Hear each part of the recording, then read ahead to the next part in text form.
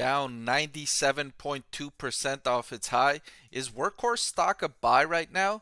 That's the question I'm going to answer in this video by looking at Workhorse's financial metrics and its valuation to come up with the answer and recommendation for Workhorse stock. So let's get right into it, starting with the company's revenue over the trailing 12 months, which is rebounding and exploding higher, 6.7 million in revenue over the trailing 12 months as the new CEO has come in and tried to rebuild the company, try and build back the reputation and build back the trust among investors after the previous CEO really did a lot to mess it all up. And the fake order scandal and all of the things that happened before the new CEO came in. The new CEO is now trying to rebrand the company, rebrand the image, I should say, of the company as one that delivers on expectations, delivers on promises, and doesn't make things up. The next thing I wanted to look at is its operating income quarterly, and this is flat-ish, you can say, negative 25 million in its most recent quarter. I'm not seeing a continuous downward trend. I'm also not seeing a continuous upward trend. I at least like to see an upward trend from companies that are losing money on the bottom line. I want to see them making progress, getting closer to making profits, but this company not yet.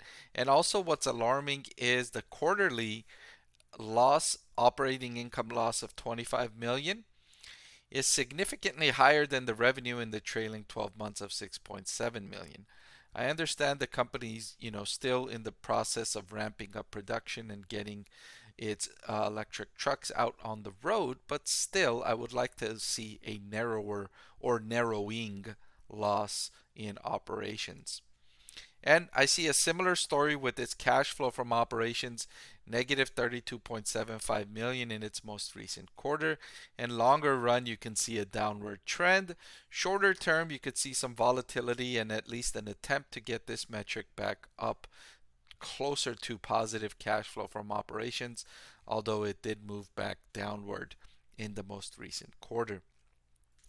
Finally, I wanted to look at the valuation because even though the stock price might be down 97% off its high, the valuation may not be better because what you want to look at is a price to sales or a price to earnings or a price to cash flow to determine if the stock got more expensive or it got cheaper. And looking at the price to sales, forward, you can certainly see that the stock got cheaper from the highs of around 7.5 or over 8 down to 0.927.